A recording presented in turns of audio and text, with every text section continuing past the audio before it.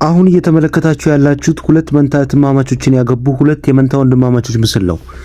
የወንዶቹ ስም ጆሽ እና ጄረሚ ይባላል። የባለቤቶቻቸው ስም ደግሞ ብሪታኒ እና ብሪያና ነው። አራት ሰዎች፣ ሁለት ጥንድ ተመሳሳይ መንትዮች በአንድ ላይ ሙሉ በሙሉ የሚኖሩት አንድ ህይወት። እነርሱ ይህንን ኳተርነሪ ጋብቻ ወይንም የአራትዮሽ ጋብቻ ይሉታል። ታሪካቸውም እንዲህ ነው። ከተገናኙበት ቅጽበት ጀምሮ አብዛኛው ሰው አግኝቶት የማያውቀውን አይነት ድንቅ አጋጣሚ ያስተናገዱ። ተመሳሳይ መንታ እህትማማቾች በተመሳሳይ መንታ ወንድማማቾች ፍቅር ተያዙ። እጮኝነትም የታጩት በአንድ ላይ ነው። ሰርጋቸውንም የደገሱት በአንድ ላይ ነው። ወደ አንድ ቤት ገብተው መኖር የጀመሩትም አብረው ነው። ልብሶቻቸውን ይጋራሉ። የባንክ ሂሳባቸው አንድ ነው። የዕለት ተዕለት እንቅስቃሴያቸውም አብሮ ነው። ልጆቻቸውን የሚያሳድጉትም አራቱም የጋራ ወላጆች እንደሆኑ ያህል ነው። ለሚታዘባቸው ሰው ነገሩ የተጋነነ ይመስላል። ለእነርሱ ግን ተፈጥሯዊና የተለመደ ነው።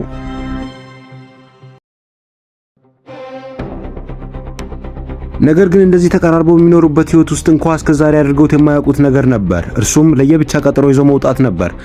እስከ ቅርብ ጊዜ ድረስ ብሪታኒ እና ብሪያና ከባሎቻቸው ጋር ብቻቸውን ሙሉ ምሽት አሳልፈው አያውቁም። በሁለታቸው የጫጉላ ሽርሽር ላይ እንኳን ሳይቀር አራቱም አብሮ ነበሩ። እናም በአንድ ምሽት ሙሉ በሙሉ አዲስ ነገር ተሞከረ። ብሪታኒ እና ጆሽ ለብቻቸው ወደ ውጭ ወጡ። ብሪያና እና ጄረሚ ደግሞ ህፃኑን ጄትን ይዘው ቤት ቆዩ። ነገሩ ቀላል ነበር የሚመስለው። ሁለት ሰዎች ራት ይበላሉ፣ ሁለት ሰዎች ብቻቸውን ቤት ጊዜ ያሳልፋሉ። ነገር ግን ብሪታኒ ከጆሽ ጋር መኪና ውስጥ እንደገባች በድንገት የስሜት መረበሽና የልብ መምታት ተሰማት። ልክ የመጀመሪያ ቀጠሮ ያህል ሆና አገኘችው። ምክንያቱም በሆነ መንገድ በእርግጥም የመጀመሪያቸው ነበርና። ምግብ ቤት ውስጥ የነበራቸው ጨዋታ የተለየ ስሜት ነበረው። መንቶቻቸው ከፊታቸው ሳይቀመጡ ሁሉም ነገር ጸጥ ያለ ሆነባቸው። የበለጠ የተጋለጡና ትንሽ የማቋማት ስሜት ይታይባቸው ነበር።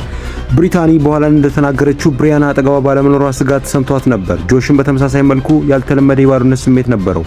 አራት ድምጾች ይሞሉት የነበረውን አየር በሁለት ድምጾች መተካት እየሞከሩ እርስ በርሳቸውም ይተቋቋሙ ነበር። ምግባቸውን እያጋመሱ ሳለ ብሪታኒ ወደ መጸዳጃ ቤት ለመሄድ ተነስታ ወዲያውኑ ለእህቷ ደወለች። በዚያው ቅጽበት ብሪያናም ወደ እርሷ እየደወለች ነበር።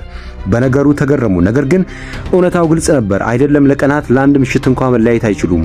በዚያው ወቅት ቤት ውስጥ ጀረሚና ብሪያና የመጀመሪያውን የብቻ ጊዜ ያሳልፉ ነበር። ሁለቱ ብቻ ከትንሹ ሕፃን ጋር ምግቡን አቀረቡ። ትንሽ የፍቅር ስሜት ለመፍጠር ሞከሩ። ነገር ግን ጸጥታው በጣም ጎላባቸው። የሌሎቹ አጋሮቻቸው አለመኖር አንዳች ጎድሎ ስሜት ፈጠረ። ምሽቱ ሲጠናቀቅ ሁለቱም ጥንዶች ጣፋጭ ምግቦቻቸውን አሳሽገው በተቻላቸው ፍጥነት ወደ ቤታቸው ተመለሱ። ሁለቱም ጥንዶች እፎ ያሉ። በአንድ ጣሪያ ስር የሚኖሩ አራት ሰዎች ህይወት ግን ሁል ጊዜ ስለ ፍቅር ብቻ አይደለም፣ ስለ ቤተሰብም ጭምር ነው እንጂ። ብሪያና የ7 ወር ነፍሰ ጡር ነች። እንደ ሌላው ህይወታቸው ሁሉ ይህ እርግዝናም የሁላቸውም የጋራ ፕሮጀክት ነው። ወደ ሕክምና ቀጠሮ አራቱም አብረው ይሄዳሉ፣ ምክንያቱም በእነርሱ አስተሳሰብ አራቱም የልጁ ወላጆች ናቸው። ነገር ግን ከቤታቸው ውጪ ያለው ዓለም ይህንን ሁል ጊዜ አይረዳም። ሆስፒታል ሲደርሱ በጊዜው አዲስ የወጣ የኮቪድ መመሪያ አገዳቸው። በክፍሉ ውስጥ ከብሪያና ጋር እንዲገባ የተፈቀደው ለአንድ ሰው ብቻ ነበር። ውሳኔው ከባድ ነበር። ጀረሚ እዚያ መገኘት ይፈልጋል፣ ጆሽም እዚያ መሆን ይፈልጋል። በመጨረሻ ግን ብሪታኒ ከእህቷ ጋር ገባች። ለመጀመሪያ ጊዜ ያደረጉትን በዚሁ መንገድ ነበር። ብሪያና እርጉዝ መሆኗ ለመጀመሪያ ጊዜ ስታውቅ አጠገቧ የነበረችው ብሪታኒ ነበረች። ብሪታኒ የልጇን ጾታ ስታውቅም እጇን ይዛ የነበረችው ብሪያና ነበረች። ስለዚህ አሁንም እህትማማቾቹ አብረው ወደ ውስጥ ገቡ። በአልትራሳውንድ ክፍል ውስጥ ባለሙያዋ የሕፃኑን እግሮች መካከል በጥንቃቄ ስትመለከት ከዚያም በፈገግታ ተሞላች። ወንድ ልጅ ነው። ሁለት ወንዶች። ጄት ቤት ውስጥ እየጠበቀ ነው። አሁን ደግሞ ሌላ ትንሽ ወንድ ልጅ በመንገድ ላይ ነው። እነዚህ ልጆች አራትዮሽ መንቶች ይሏቸዋል። በጂን ደረጃ ምንም እንኳን በሕግ የአጎትና የአክስት ልጆች ቢሆኑም እንደ እውነተኛ ወንድማማቾች ያህል የተቀራረቡ ናቸው። ምክንያቱም እናቶቻቸውም ተመሳሳይ መንትዮች ናቸው፣ አባቶቻቸውም እንደዚሁ መንትዮች ናቸው። በሳይንሱ እይታ እነዚህ ልጆች አብዛኛውን ተመሳሳይ ዲኤንኤ ይጋራሉ። ከክፍሉ ውጭ አራቱም አብሮ ደስታቸውን አከበሩ። የመንታነት ዓለማችን አሁን ደግሞ በድጋሚ መስመሩን ተመልሷል አሉ። ነገር ግን እርግዝና ለነርሱ መቼም ቢሆን ቀላል አልነበረም። ከዓመታት በፊት በተመሳሳይ ጊዜ ገደማ ሁለቱም እህትማማቾች ጽንስ አቋርጠው ነበር። የአካላዊ ህመሙን እንኳን ሳይቀር አብሮ ተሰምቷቸዋል። የወር ቁርጠቱ፣ ማጣቱ፣ ሁሉም ነገር ተመሳስሎ ነበር። ስለሆነም ብሪያና ከተጠበቀው ጊዜ 3 ወር ቀድማ ምጥ ሲይዛት የድሮ ፍርሃት ተመልሶ መጣ። ሆስፒታል ገባች። ከዚያም እንድታርፍ ተደርጋ ወደ ቤት ተመለሰች። በድንገት ሁልጊዜ ይኖሩት የነበረው ተመሳሳይ ህይወት መለወጥ ጀመረ። በየቀኑ ተመሳሳይ ልብስ መልበስ አልቻሉም። ተመሳሳይ እንቅስቃሴዎችን ማድረግ አልቻሉም።